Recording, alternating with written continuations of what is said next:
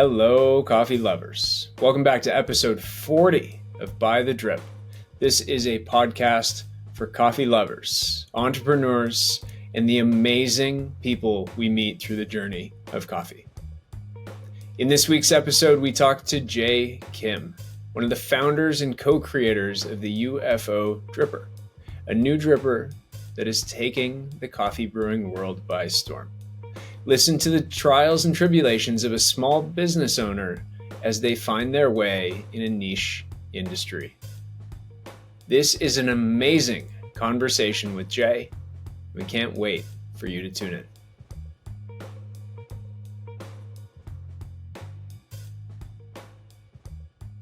What's up, everybody? We are back. It is episode 40, 40, big one, round number, episode 40. By the Drip, we got a special guest on today, Jay Kim, founder of UFO Drippers, revolutionary new brewing device that is taking storm in the world brewing stage, the world pour over segment, the world Brewers Cup, the filters, you know it, wherever, water and coffee, it's happening. UFO Drippers, they're landing near you. We're going to talk to Jay about his origin story today. We're going to go through how do you create a dripper? How do you build a small business, the trials and tribulations? And then we're going to talk about a little bit on building a personal brand, because we see Jay out there hustling and grinding and kicking ass and taking names. So without further ado, I'd like to welcome Jay Kim to the show. Jay, thanks for being here with us, man. Thank you, Cole, and thank you, Dave, for having me on. Really excited. Yeah, great to have you here. Just for background, I met Jay maybe 6 months ago in Tokyo at the SCAJ festival. That's not Specialty Coffee Association of Jay. That's Specialty Coffee Association of Japan. Though it was a memorable moment getting to meet Jay. And then we saw each other in Seoul at the cafe show in Korea. And Jay, you told me just before we went live, you are currently in Seoul. You live in Seoul. Dave and I are in Tokyo. We don't live in Tokyo, but it just feels right to do this conversation, you know? Absolutely. And it helps that we're in the same time zone as well. Yeah, it's really beneficial that tough. we're in the same time zone. It's been Time tough. zones are It's been tough doing the podcast. So, Jay, we love to start with just an origin story. Can you maybe, run us through how did you get into the shoes that you're wearing today, and sort of, run us through your life in the world of specialty coffee? Yeah, so I know the origin story. I know how kind of you guys' podcast go, because I've listened to a few of them. And yeah, so my origin story is also a little bit unique in that I was kind of always around specialty coffee. So my mom actually was brewing coffees for as long as I can remember. And so she was taking classes from the second Q grader in Korea. So the first generation of the specialty coffee, the third wave coffee movement in Korea. And yeah, so growing up, we had drippers at home. Matter of fact, I still have two of the drippers that my mom used to use. I stole them from her. It's a V60 and a Kono that's cracked. Actually, both of them are cracked, but that's just what happens when you use plastic, low-grade plastic, for a really long time. But nonetheless, so yeah, I was always around specialty coffee, but it wasn't until my early mid-ish 20s that it really kind of became a true passion of mine. It all really started by this thing that we called Sunday coffee session. So it was just me and two of my friends that also enjoyed specialty coffee. And so we'd all gather at my place on Sunday mornings and bring a coffee or two and brew them all together and hang out. And then those two friends left town to go pursue better things, quite frankly. And I was just alone and felt like I wanted to share this specialty coffee thing with other folks. And so this was before I was working in specialty coffee. This was actually when I was fresh out of college. I graduated from UNC Chapel Hill with a degree in economics. Then went on to finance, specifically in the risk management and commercial insurance industry. And while I was working in that industry, I owned a small little uh, commercial insurance agency and a branch of it. And I was a member of a chamber of commerce, and so just decided to invite fellow business owners into my own home and talk nothing but commercial insurance and only specialty coffee with them. And so that turned into these private tasting sessions around specialty coffee, and word traveled that I was doing these. And my friends would ask me if I could hold these sessions for their friends and their family members and whatnot. And I decided to do this every week because I just had so much fun hosting guests and introducing them to specialty coffee, right? And so every Saturday I hosted tasting sessions. It was entirely free. I would personally pay for and curate anywhere between 4 to 6 different coffees, usually 6 different coffees from local roasters. So I would buy from Black and White and Counterculture primarily, but also would showcase international roasters as well. And it was a 2 hour long educational guided tasting session around what specialty coffee is and what it can taste like. And it was, again, entirely free. So I did that for about a year, almost 2 years, every single week, sometimes multiple sessions per week. And that passion of mine was caught on by my good friend Jesse Gordon. He's one of the educators at Counterculture, and so Counterculture ended up becoming my first ever tasting session partner. So they said, Jay, we'll give you coffee. Why are you doing this? Why are you paying for coffees why are you paying for coffees and doing these sessions for free when you're just providing incredible value to the community? We want to be on board. And then a week later, my friend Kyle Ramage, who I had known previously before this coffee stuff through disc golf, he was like, "Hey, we'll sponsor you too." So, and mind you, Kyle's known about these tasting sessions for a while, but he never said anything. And then Counterculture says, "Hey, we'll hook you up." Kyle says, "A week later, I'll hook you up." Of course, it was fantastic. And so, yeah, those two hopped on board, and it became even more like an official thing, where basically, if you were even remotely adjacent to specialty coffee community in North Carolina, specifically in the Triangle region, you knew about my tasting sessions. Uh, Counterculture would send their guests and customers to my place for coffee education. And Black and White would do the same thing. And local cafes would send people my way. It got to the point where I had to sign up for Eventbrite. That way I can throw up spots and people will sign up for spots via an online sign up list for events. And yeah, for the entire duration, it stayed free. And right about a year into hosting those sessions every week was when I felt this calling of sense of purpose that I want to do this full time, and then I wanted to do specialty coffee full time. I know that you two are both very big advocates for for hospitality, and as am I.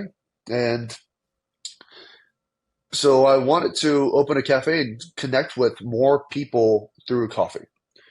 And one of the places that came to mind was Korea, because of course I was born and raised here. My entire family lives here. It was just me in the States for 13 years by myself.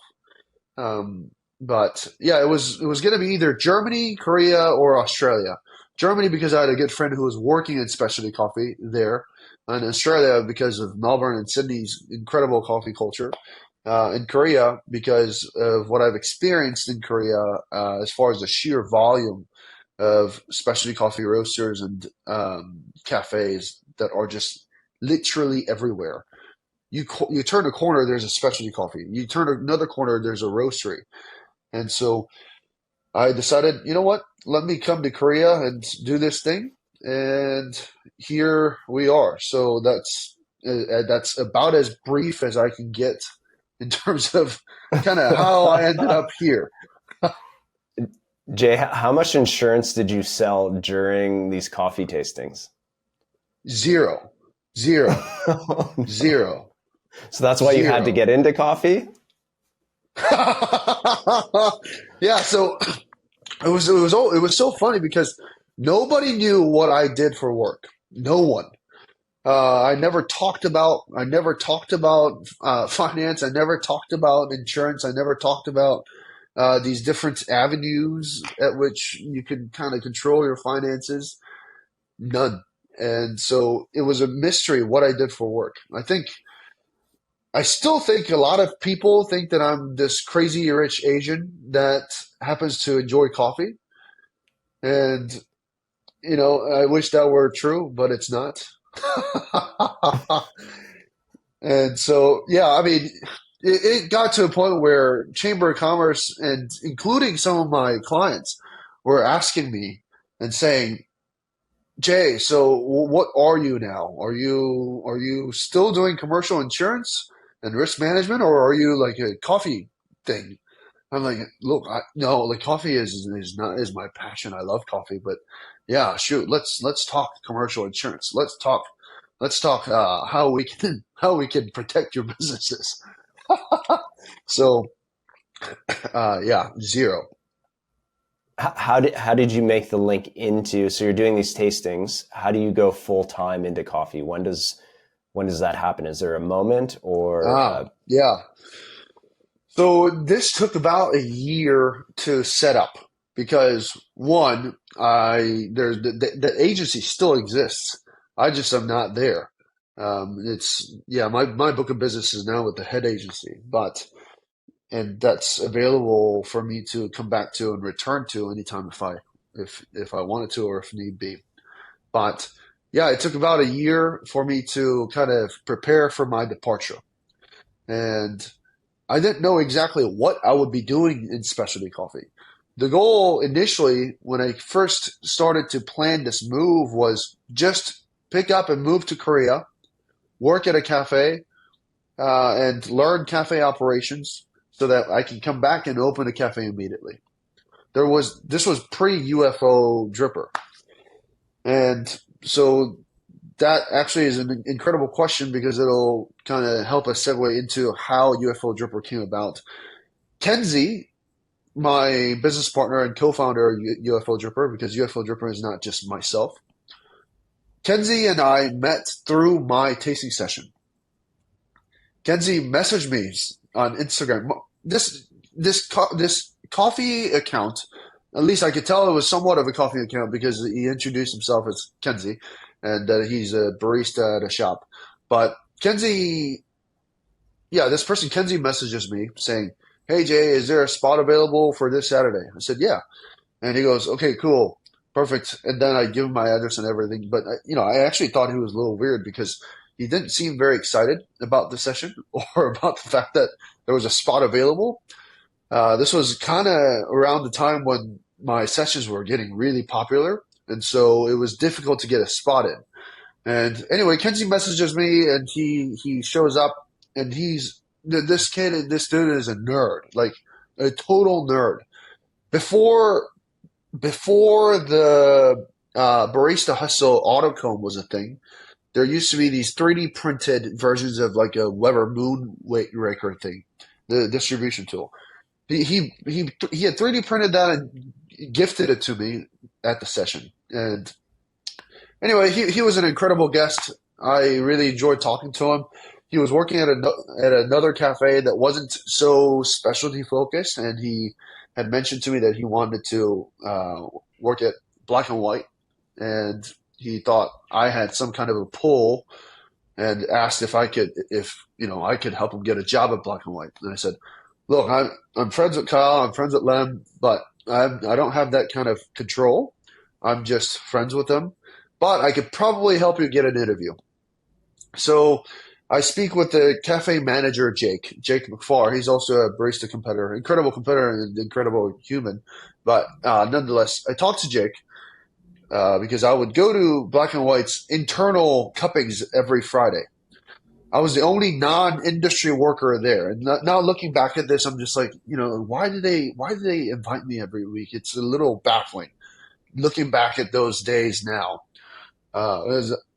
Anyway, yeah. So I tell Jake, there's this kid. He really wants to get an interview at Black and White. He's already submitted an application a few times, but he didn't get a response.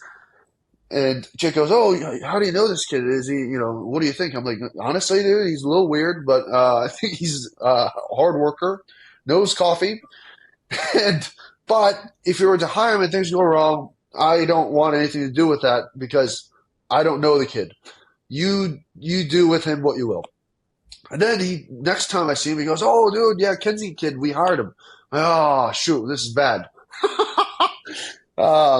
And then Kenzie ended up, of course, being an incredible contributor and the team player at Black and White, and he still is. But then he messaged me one day saying, "Jay, do you want to make a dripper? You have all these drippers. You know about drippers. Let's make a dripper together." And I said, "No." It was a very easy and fast no from me. Actually, I told him no. He was like, "Why not?" I said, "Because dude, look at all these drippers I have. What makes you think that you can come up with something that will actually that will actually have any like meaning? What do why do you think we should create something when a V60 and an Oria already exist?" Those two were my favorite drippers before, of course, the UFO. And so Kenzie was just kind of like, "Okay, well, I thought I would just ask because I wanted to make one." And then we kind of went about our ways. And he hit me up again, say, "Hey, Jay, like, I know you said you didn't want to make a dripper, but can you maybe come on as a consultant on this project for me?" And I said, "Sure." So then we meet up at my all-time favorite cafe, Fountain Coffee in Morrisville, North Carolina, and he brings me this thing, and it was hideous, and I was just so lost because I was like, what is this?" And then that's when Kenzie began to explain this concept around the 80-degree wall angle and the geometry and why he thinks in concept it should work. And so that really kind of intrigued me. And so I took the 3D printed prototype home and started testing with it and saw potential. And then eventually we continued to work at it, prototyping, and then some of the biggest ideas around UFO outside the 80-degree wall angle ended up becoming mine. And so Kenzie at that point was when he said, "Hey, we should be 50-50 partners in this because you're too invested into this and it doesn't feel right to call this just mine."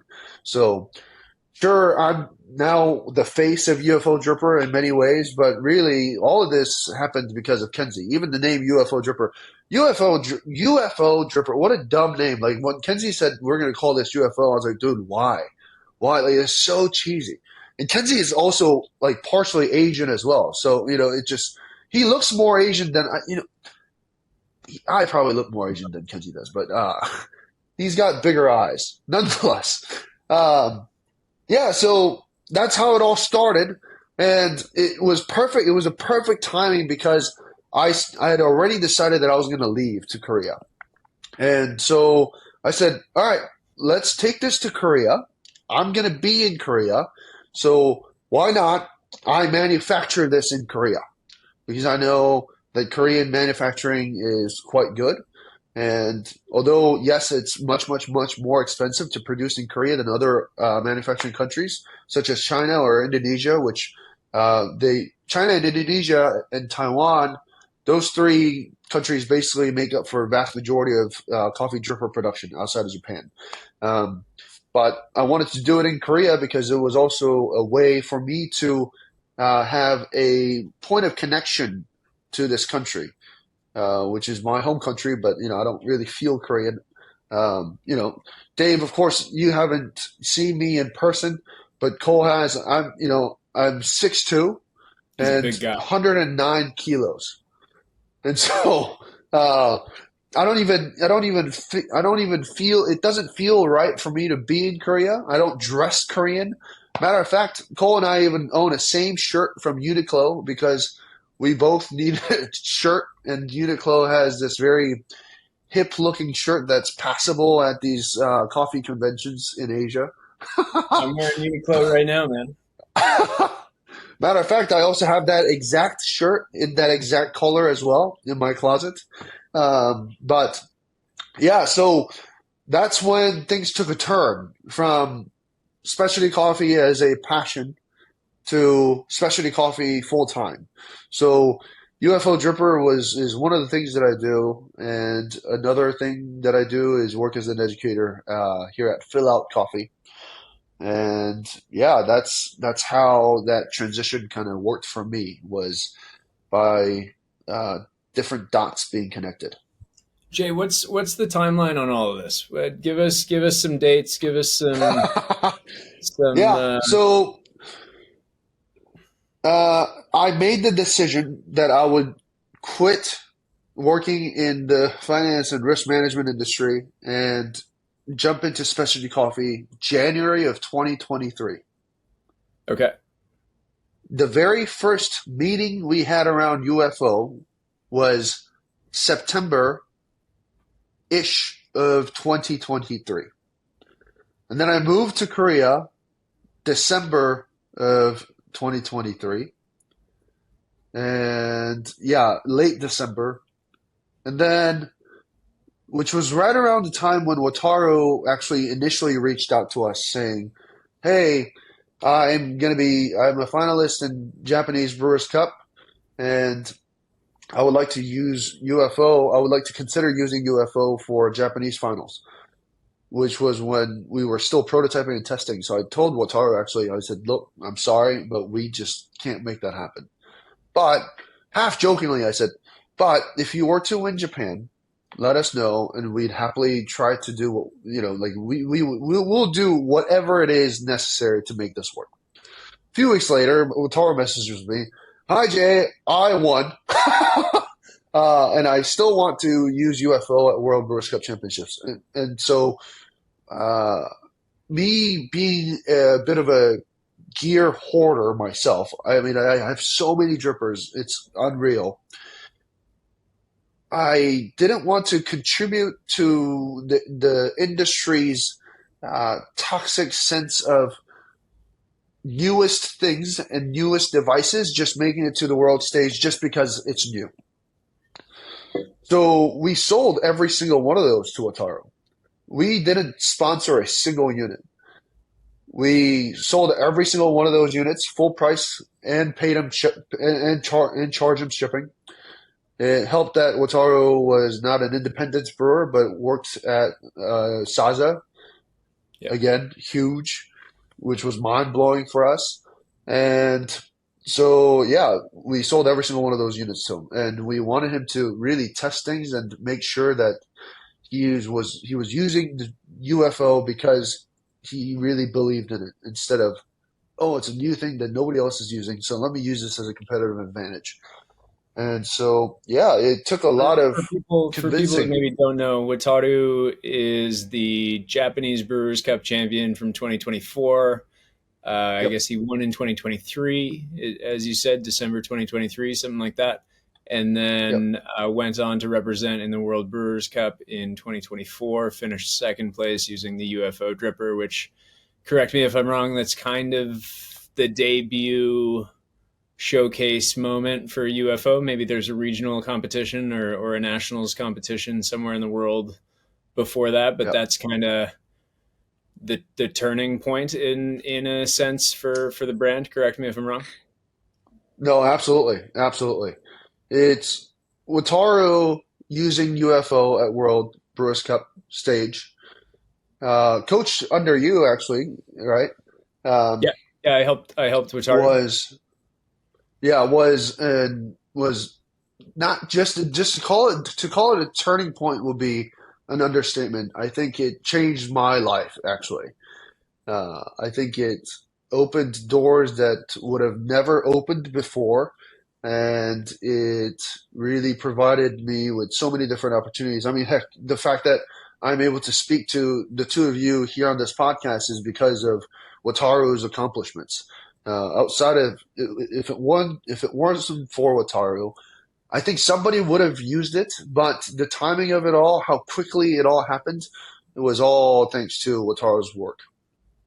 Would you say Wataru gave you the insurance to stay in coffee? Maybe this was Absolutely, the absolutely, UFO spotting. absolutely, absolutely. All right, that's Yeah, all the one-liners I got on yeah. that. But yeah, That's so that's the timeline of it all. It all happened incredibly quickly. I've never worked. I've never worked a day as a working barista before. I've tried, and it's incredibly difficult. uh, I've done pop-ups, of course, and I help out at fill out here and there. Like today, I was on bar for a couple of hours during the lunch rush, but it's tough. I'm not entirely sure if I can do if I have what it takes to uh, be a full-time barista. It's you guys are wild. you run a company. You don't need to be a full-time barista. You're making drippers and selling them internationally. We want to hear, Jay, give us a little bit about the behind the scenes, the trials and tribulations. You're all of a sudden at the helm of a small but mighty business that has international presence, and as you described, went from kind of, I don't know, dude, I don't really want to do this, to whoa, man, I'm in both feet, full tilt, all gas no brakes type of feeling. Give us a little bit of the storyline there, and what has that been like? What are your challenges? Jay, before you start that though, can you describe the brewer? Oh yeah, that So would if be great. someone's We Yeah, list, brought the yeah, photo if on here someone's, too, or a yeah, little video clip. yeah, if you can yeah, yeah, describe it to listeners, because a lot of people might not know what it absolutely, looks like or have an idea. So yeah, give us a good description and then go into the absolutely. story. Yeah, so UFO Dripper is the world's only 80-degree wall angle brewer. So traditionally speaking, every single one of the conical brewers were had a wall angle of 60 degrees. Now, this was originated from most popularly speaking, I guess, a V60 or Kono or Kefek Flour, those three products. But we wanted to explore the idea of increasing the wall angle to 80 degrees. That way, what we are able to achieve is a wider brew bed and also a thinner brew bed. And by having a thinner brew bed, what we're able to accomplish is a much, much, much more even of an extraction that occurs, especially because we have a 21% larger surface area up top at which we can pour water over the coffee grounds at. So it's very easy to saturate the grounds evenly, and the 80-degree wall angle promotes even extraction. And the cup profile that you receive is something that's quite literally right in between a traditional conical brewer and a flat bottom brewer. So it has the nice, bright, crisp acidity of a conical brewer, but also the nice texture and ease in drinking of a flat bottom brewer. So, yeah, that's the UFO dripper kind of in a nutshell. It's very striking when you see it. It has like a very appealing look to it, and it obviously looks like a UFO, which I don't know if you love or hate the name from what you were describing before, but very easy to remember, and yeah, the Yeah, branding around it's great. yeah. Now I really enjoy the name because it's stuck. But initially, I was definitely not the biggest fan of the name, but Kenzie knew what he was doing. So, yeah, trials and tribulations of starting UFO. Well, there were a lot more than anticipated. When we, when you think of when you think of a dripper, it's one of those products that at one point, and nowadays it's a little bit calmer, but about a year or two ago, there seemed to be a new dripper on the market literally every week. And so you might look at a dripper and go, oh, it must be super easy to just kind of pump out. But it might be if you already have the manufacturing kind of set up, but as just a guy that wants to make this thing and mass produce it, it was very, very difficult.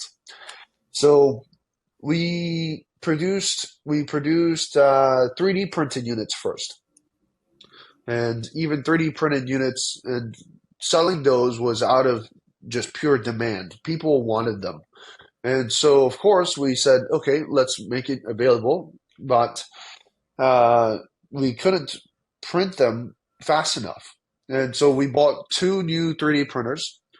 Actually, we bought three more brand new 3D printers because printing Triton is actually incredibly difficult. And so we were running that basically full time, but each dripper took anywhere between 6 to 9 hours to print. And Oh wow. so, yeah, it was basically impossible to kind of showcase and share with the world. Every single drop we've done with the version ones, we would sell out in minutes.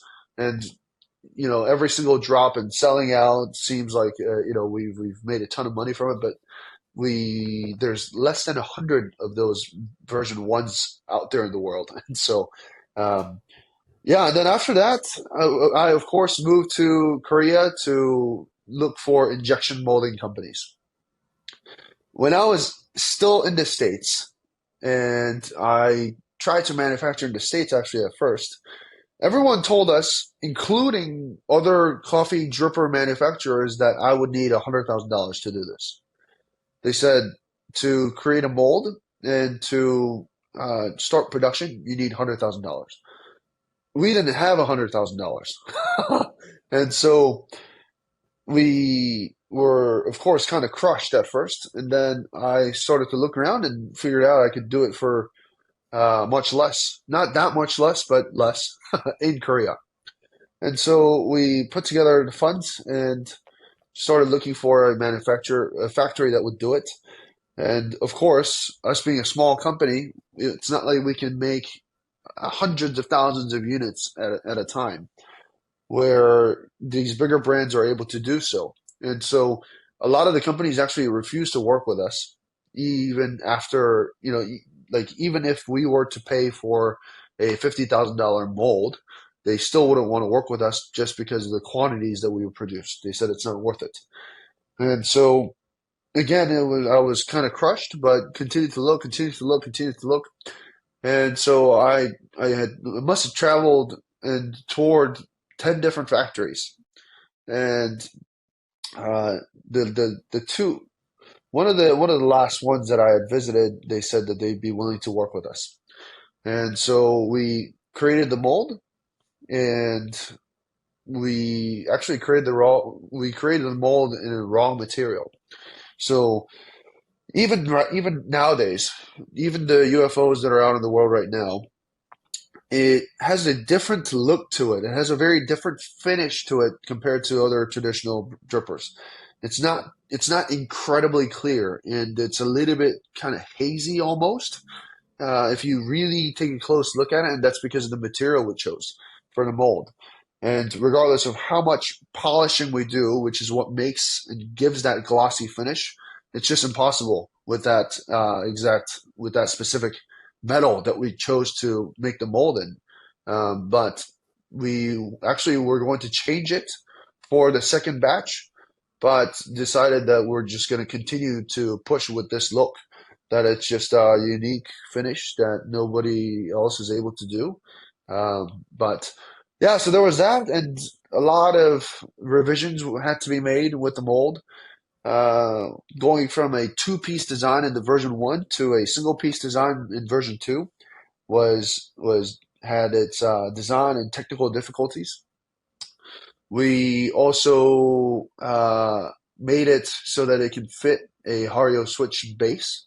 So you can actually use the UFO with both immersion brew as an immersion brewer and also just a direct percolation brewer, or you can use it as a hybrid method, which is what I prefer if I were to use the switch base. But yeah, there were a lot, and even right now there are still trials that I'm having to go through, such as we've discontinued the clear units because there was a 33% QC fail rate.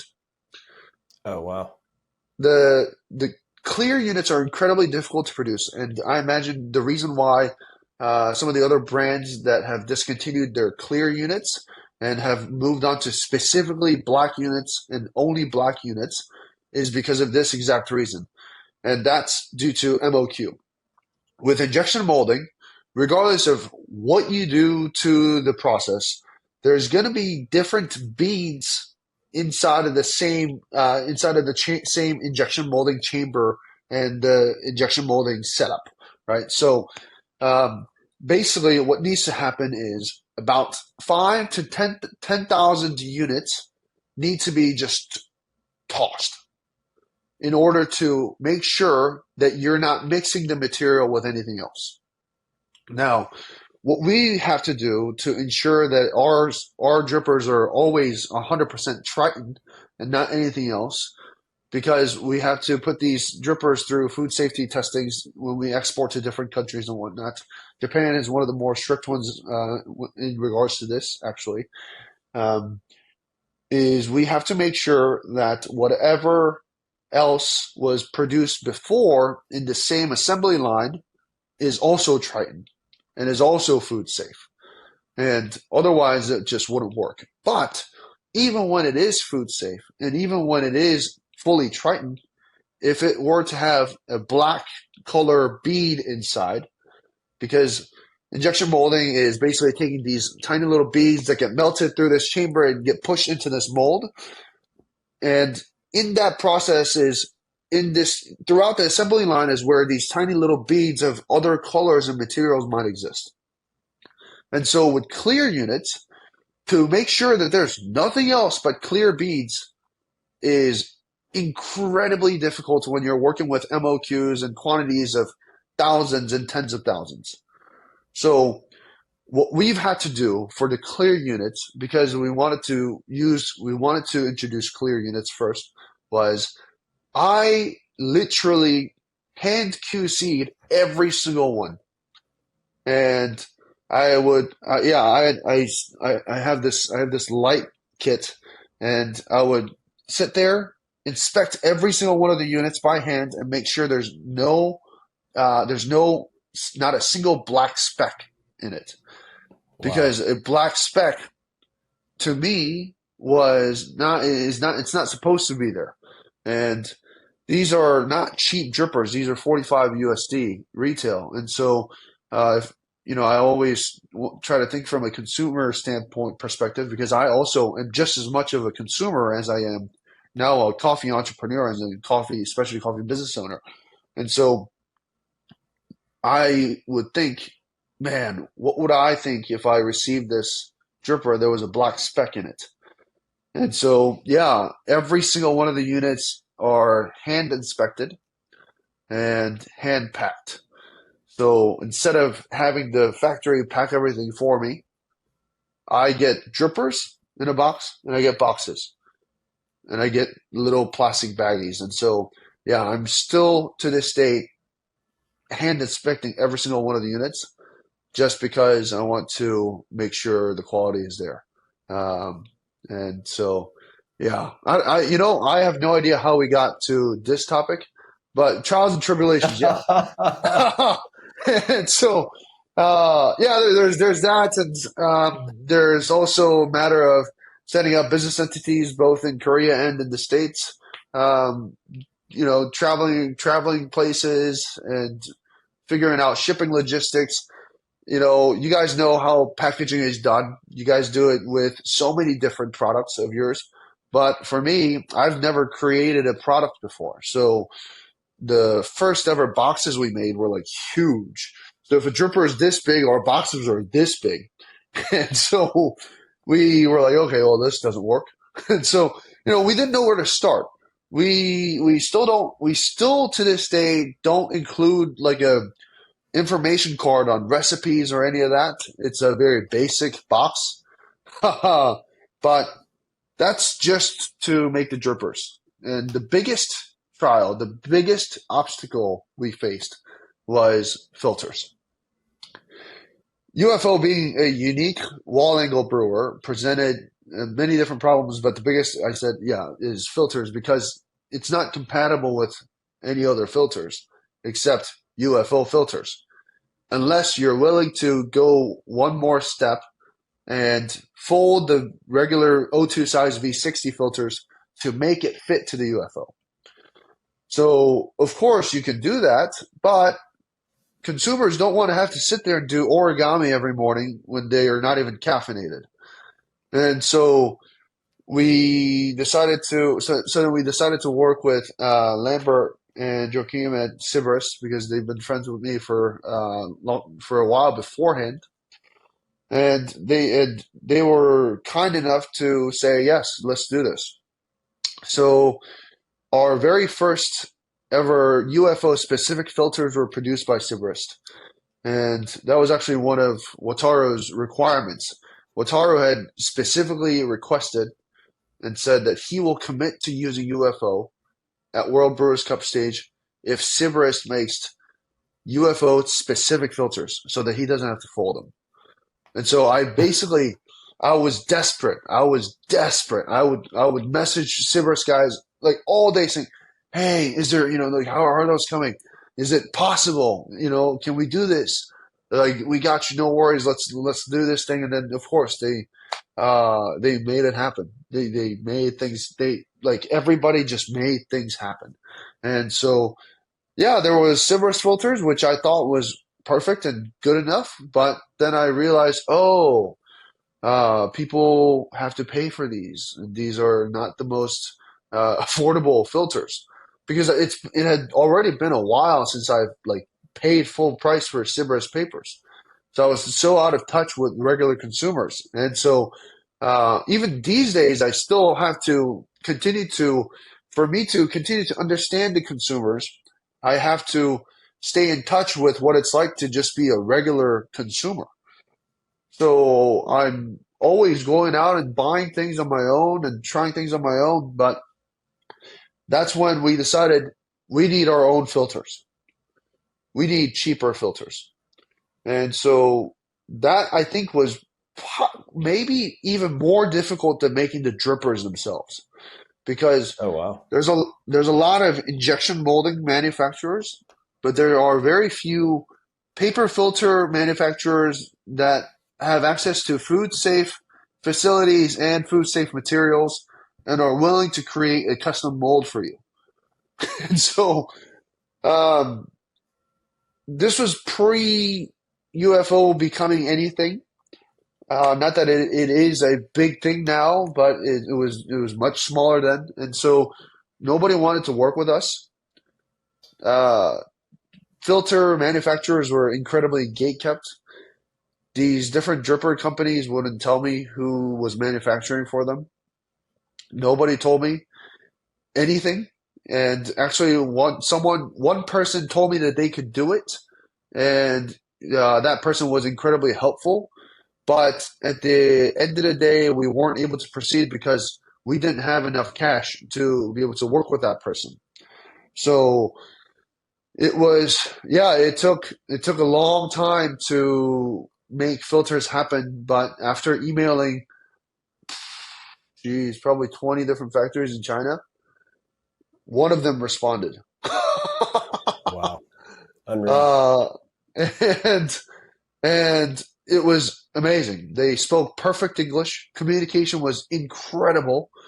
I mean, even to this date, after having committed to working with them and after now having created filters, UFO Type A filters, if I have a question and I message our team there, they respond. Even they seem to be always working.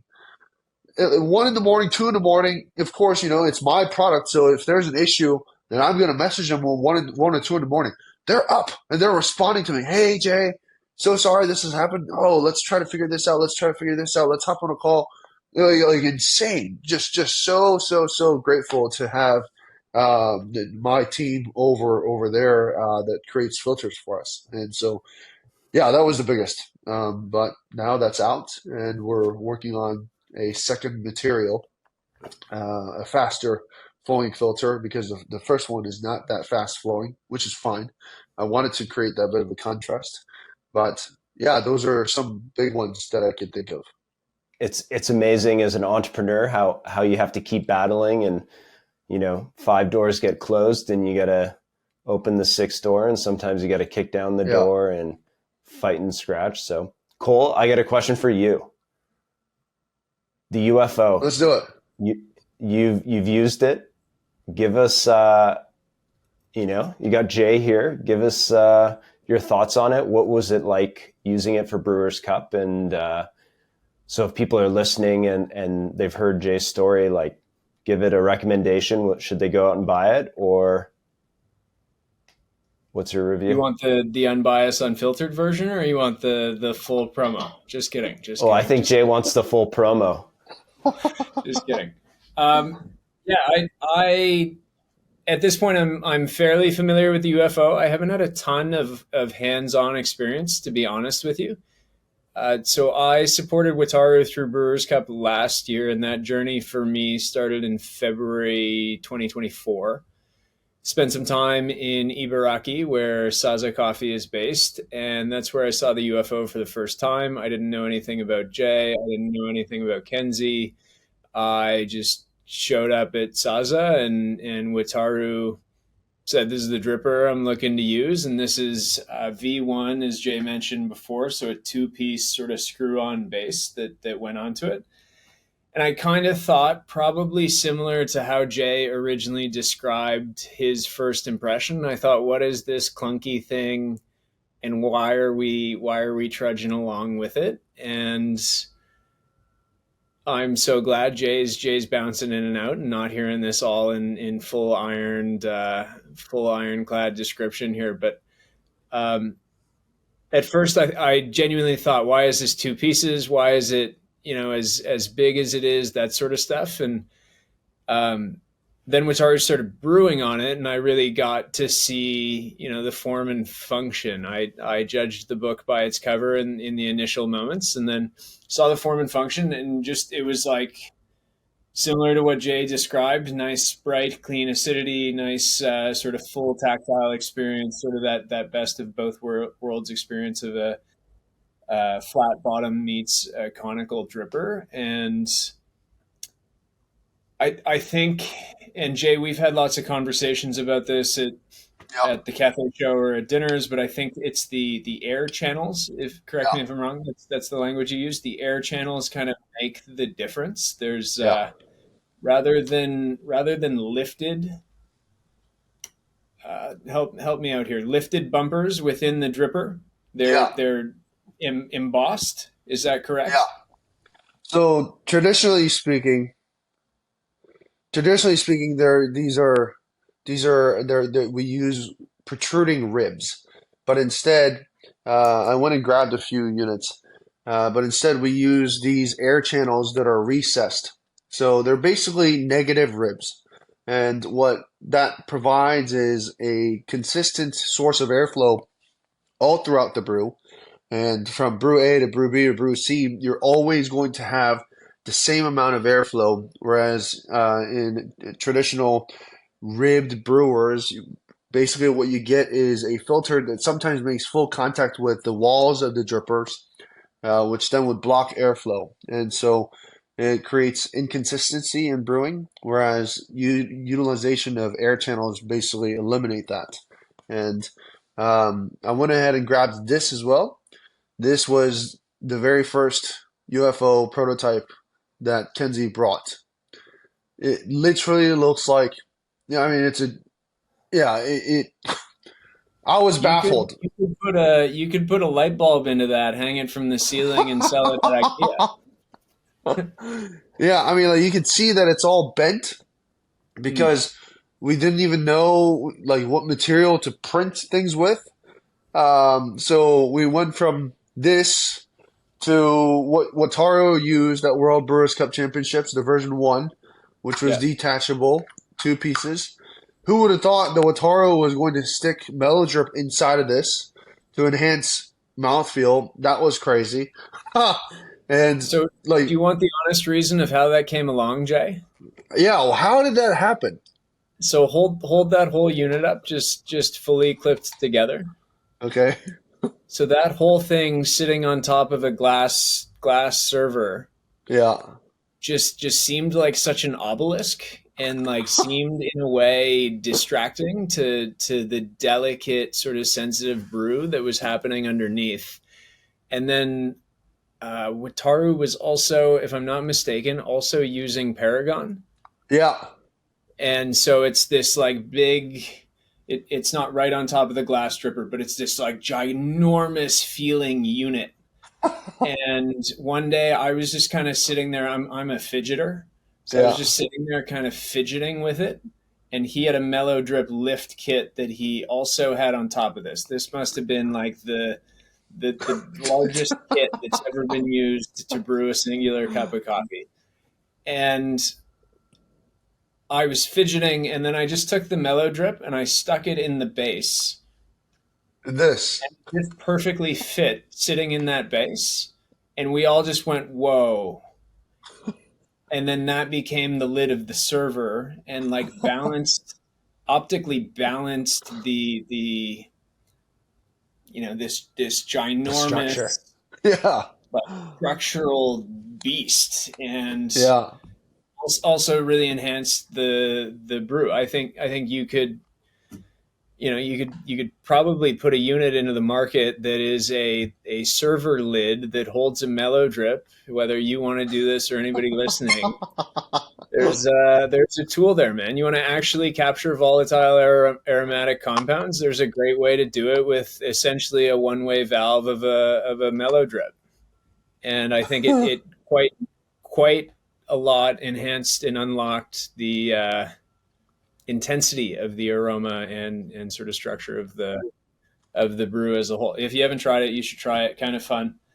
Dave, to go Yeah. back to your question, I think the UFO from the number of brews I've had off of it far exceeds the number of brews I have personally made with it. But definitely, I've had some really tasty brews between Wataru and his training, meeting up with Jay in Korea and getting to play.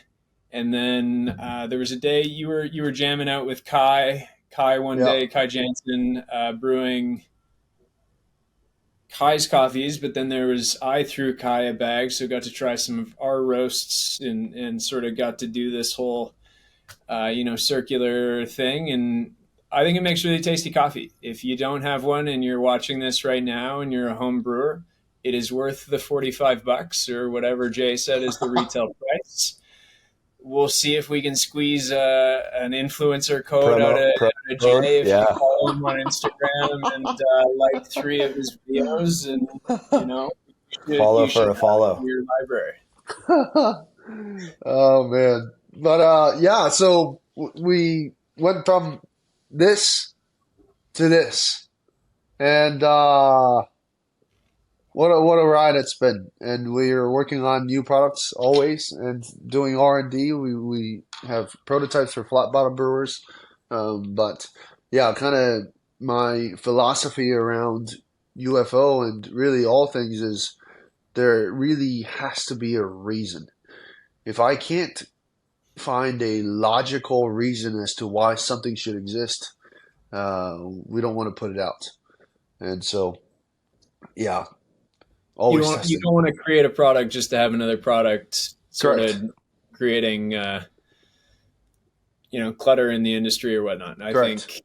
think Dave and I, funny enough, we just put out we do a weekly newsletter and send it out through email. And the email this week was about sort of stop the noise and go back to the fundamentals and try to Yeah. clear the cabinet of the vibrating, ion blasting, needling, whatever, hot, cold pressure diffusers.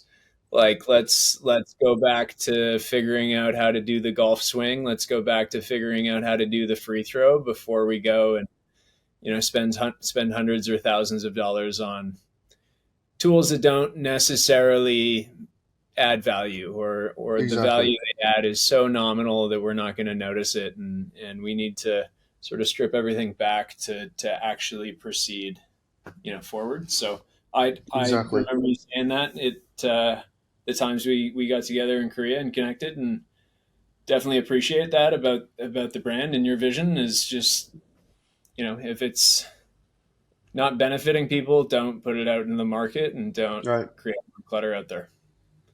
Exactly. Jay, tell us what does the future of UFO look like? Give us maybe a sneak peek. You don't have to give us the full 10-year plan, but can we expect a new? You've got the black version of the dripper, is what Yeah. you got the zero, sort of the one and the two that you held up there first. Yeah. Do we have a new version at all to anticipate? Give us the rundown. So I can show you actually. 1 second. Yeah, we'll be here, man. We got nowhere else to go, so take your time. Here we are. This is the UFO ceramic. Oh wow. Ceramic is terrible when it comes to thermal stability. It's genuinely awful.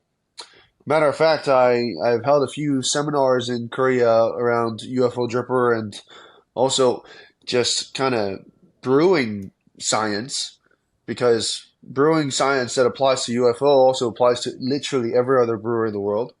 And so whenever I held these seminars, I would tell people, look, it's not just a UFO, it's just brewing. And people said, oh, hey, could you please make a ceramic version? Could you please make a ceramic version?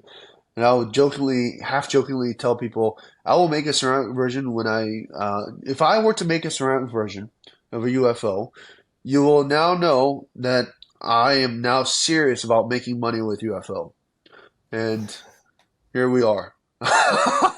So, okay, few reasons why ceramic UFO now exists. Number one is just due to the sheer demand for ceramic units. I'm not one that's very sensitive about microplastics entering my body, but there are a lot of people that are very health cautious and aware around the concept of microplastics. And so people that want to try UFO and the unique geometry that UFO offers but can't due to material restrictions, we wanted to fix that. That was number one. And number two was, this again was another point of connection for me to Korea. This is entirely made in Korea with Korean clay and by a family-owned business of family ceramicists that have over 40 years of experience. Not combined experience, but just 40 plus years of creating ceramics in Korea. And so this is just as much of a new product as it is a bit of an artwork that connects me to my home country. And so, yeah, here's the ceramic UFO. And while designing the ceramic UFO, it wasn't as simple as I thought it would be. It, of course, required new designs. I had no idea how ceramic production worked. I thought you kind of make it, you kind of mold it, and then toss it in the oven, and boom, there it is. But turns out there's shrink rates. Turns out there's all these different things that we need to worry about. And so getting it to the perfect size, literally perfect size, was very difficult, one. And two, it being ceramic and me having done thermal stability tests of the internal coffee slurry temperature across numerous different drippers and knowing how thermally unstable the ceramic brewer is, I wanted to see what I could do to actually introduce new concepts into ceramic brewers. So you'll see that this doesn't have a base. And the reason why it doesn't have a base is one, I was lazy. No, I'm kidding. Is one, it's actually very difficult to create a base for ceramic brewers. There's a lot of different things that we would need to do in order to create a proper base, and that would add to the costs. And I found that to be unnecessary because, as you see, for example, Yasuo at Leaves, they use CT62 and they just pop it in the carafe and send it, right? And of course, they use a leveling tool and all that to make sure it's perfect brew, as they are all like artists with coffee brewing at Leaves. But the reason why I designed it without a base is because we're losing so much thermal energy that can be captured and utilized, sort of like a lowering and reusing heat, right? By having vast majority of the brewer actually sit inside of the carafe. So the under pressure and the hot heat that would eventually that would escape, right? We're keeping that and utilizing that heat to keep the coffee slurry area as warm as it can, instead of exposing it to the outside environments. That's number one, and so that's why it doesn't have a base. Another concept that we've implemented into the UFO ceramic is variable wall thickness. We've not seen this yet, but then again, we've also never ever heard of air channels until UFO. Like, we thought we were the first ones to ever do it. And then, of course, CT62 had existed beforehand. And matter of fact, there were multiple other brewers that had air channels instead of protruding ribs. But because none of those other brewers made it to the world stage, like, nobody knew about those brewers, and we certainly didn't know they existed. And so this again could be one of those concepts where we kind of introduce it into the world, it becomes a popular idea, and then people kind of do their own research and tell us, hey, this actually existed before, but to our knowledge, it doesn't. So variable wall thickness, what is that? We made the bottom portion thick. It's significantly thicker at the base than it is up top. The thickness tapers as it goes upwards. And so I'm not sure how well you can see visually, but up here is significantly thinner than it is down here. And that's because where coffee slurry is down here. And what's being in water, as hot water is introduced and it's flowing downwards, we're able to keep the bottom lower portion hotter if there's more thermal mass. And especially once it's properly hot and warmed up, this greater thermal mass at the base, which is inside of the carafe where there's hot air from the under pressure that's trying to escape upwards, is going to act as a thermal protector for what's inside, for the actual coffee slurry. And we've made the top portion thinner because that removes unnecessary thermal mass that will be taking away heat and energy from the coffee slurry. And so that's the idea around variable wall thickness. And so, yeah, there's a lot of neat concepts that applies to this specific unit.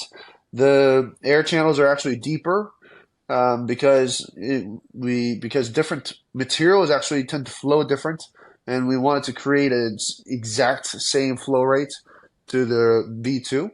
And in order for us to achieve that, we had to make the air channels actually deeper. But yeah, ceramic brewers are in production right now, and we will be launching within the next month. And so that's something that you can look forward to. Ceramic brewer that's just as much of an art piece as it is a personal connection point, and also a bit of an innovation packed unit that's They're fun. going to come in different colorways. Yeah, so this color is Carolina blue to kind of as a as an ode slash shout out to my school, Yeah. UNC, Okay. which actually funny enough, Lem and I both went to UNC. Um, but yeah, so Carolina blue, and we also have a matte black colorway and a few other colorways that are going to be available. We're working on creating a few different glazes, actually. So these are all custom glazes that we've made. And so, yeah, that's kind of what to look forward to, at least in Q1 of UFO for 2025. Sweet, man. Super exciting. Cool to see developments. Love your honesty that, if you see me doing a ceramic dripper, you know that I'm in this for the business now. Let's go, baby. Damn I right. love the honesty in that, and I love the different colorways that leads to me having to collect them all, right? Yeah, exactly. Exactly. That's cool, man. That's exciting. Jay, I want to be conscious of time, and I want to slide on. There's so much going on, and we could drag this conversation out all night. Uh, Yeah.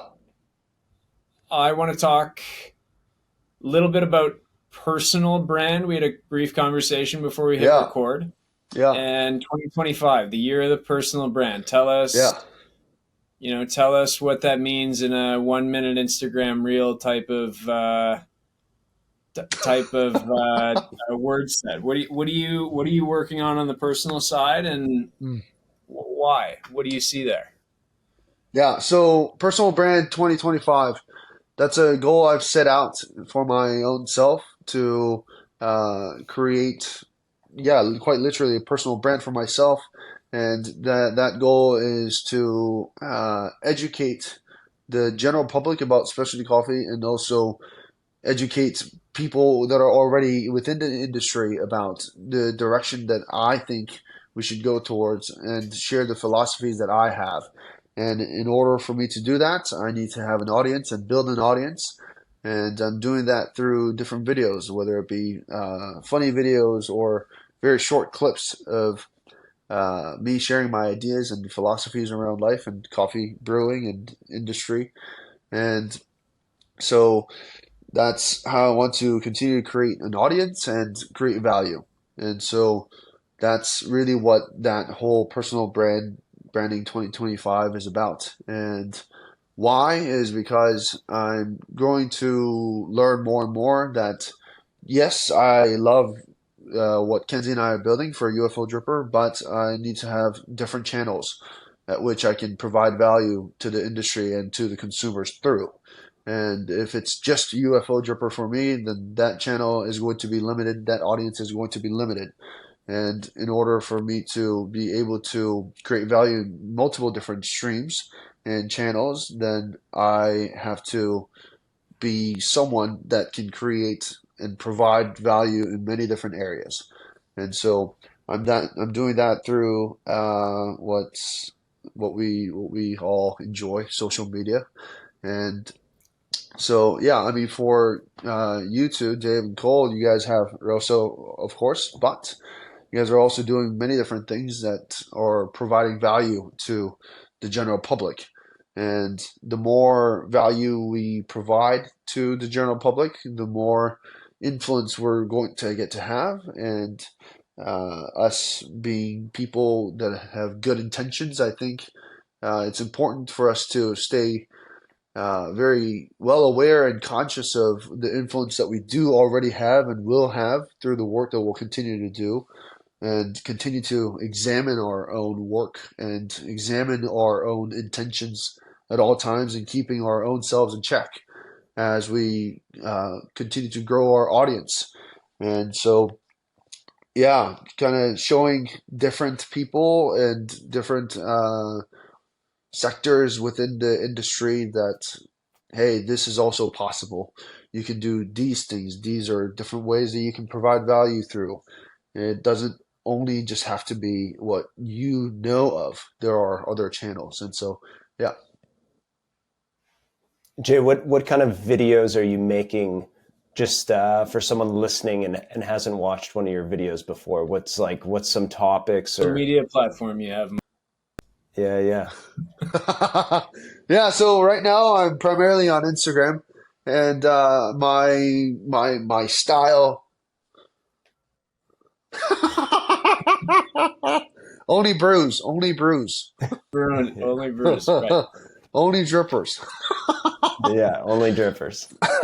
But yeah, on Instagram, and I brew coffee and discuss different ideas. But you might watch some of my videos and reels and think that I'm not even a coffee dripper guy. You probably think I'm some sort of a hospitality advocate because that's something that I focus on a lot. Um, I really believe that hospitality has the power to change the industry and quite literally grow this industry to its maximum potential. And so, yeah, I discuss ideas around hospitality. I discuss ideas around coffee brewing and the coffee industry as a whole.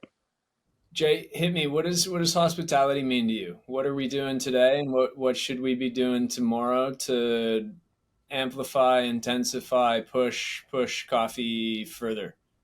Yeah, so hospitality to me is not a definition that I came up with, but it's a definition that this TEDx speaker Anna came up with. She calls it a positive emotional response elicited in our guests during our service. And so hospitality is this emotional response that we're able to generate within our guests through the things and actions we take. And hospitality is incredibly dynamic, it's incredibly fluid. It's not something that's it's not a set of rules, it's not a set of actions. Um, and yeah, the focus is truly around making sure that our guests feel truly seen and heard. And also, another definition that I really enjoy by her actually is that hospitality is acknowledging each other's humanity. And that I think we do not only in cafe spaces, but also in every interaction that we get to have within the specialty coffee value chain, whether it be from a roaster to producer, roaster to consumer, or consumer and cafe relationships.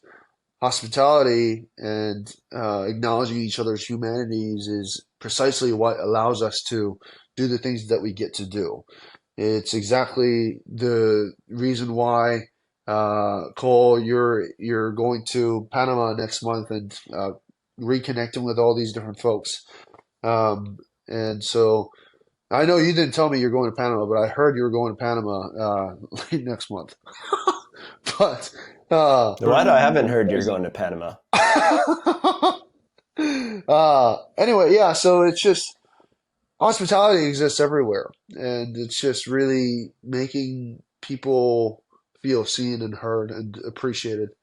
And so, yeah, I think we can do that not just in a in the traditional hospitality industry, think hotels, cafes, restaurants, but also through different businesses. For instance, I think Rosso provides hospitality through many different channels.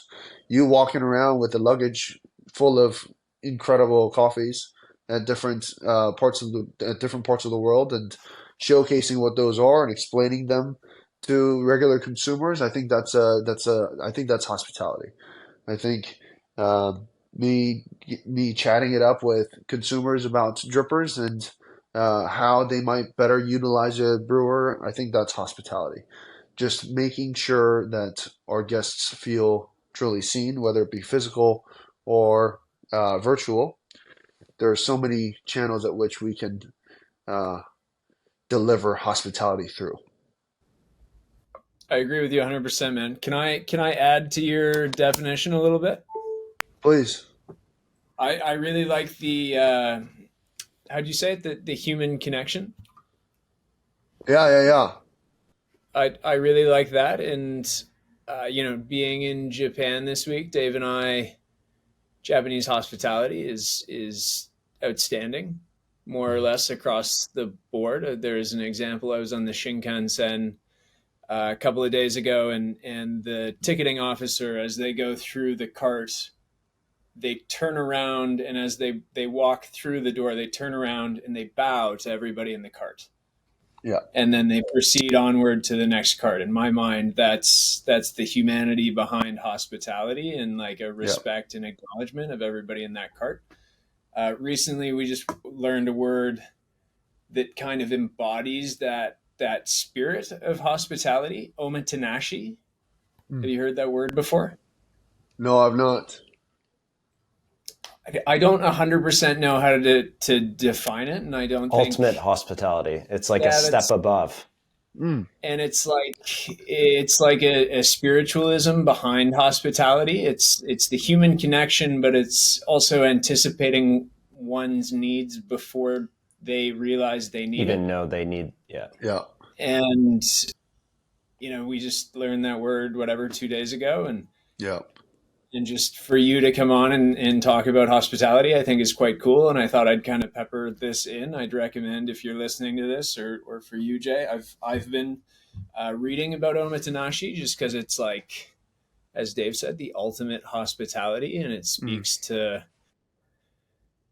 speaks to the lifetime of dedication that somebody in the service world here would go through in order to provide that moment, experience, whatever that might be, to their clients, and make sure it's delivered at a top notch.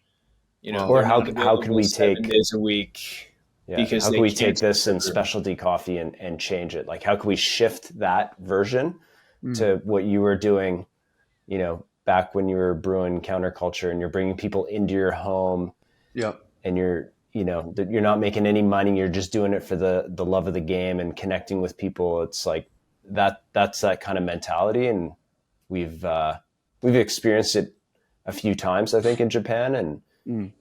just super cool that you're coming on and talking about that. Just means, yeah, kind of a nice little note for us. So Upcoming video on Brewed by Jay, omotenashi, baby.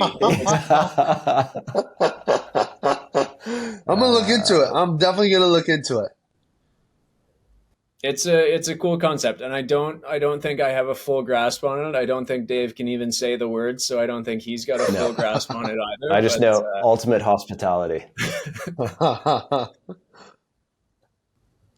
so yeah, I thought that was a cool one, man. I think your definition of hospitality is pretty brilliant, and it's definitely, we need more of that. We need more connection, less transaction, Yeah, to get further in this world, especially coffee that we are. And even if there is transaction, a great example is you're being genuine, that hey, we're looking to actually make this a business, and turn this into something that is transactional, if you will. We came out with this dripper. Here's the great reasons that you should have one, yeah, should you need another dripper, that's providing ultimate hospitality, but elevating the just direct consumer sort of nature behind it. So definitely something everybody needs to lean into in our world.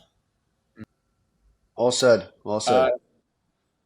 Jay, again, conscious of time, we like to run these right around an hour. I think we're well over the mark, but that's a okay. I think it's been an awesome conversation. Want to give you another opportunity. Is there anything you want to cover before we kind of close out and say our farewells? I read that post that you made, Cole, on Threads. Not about the one Oh, you getting deported, but about your current brewing setup, the the, the $300 hand grinder and whatnot. Um, which like I was reading that, and I was like, man, $300 hand grinder is a lot. Um, it can be a lot to someone Yeah. that's Yeah. not into coffee.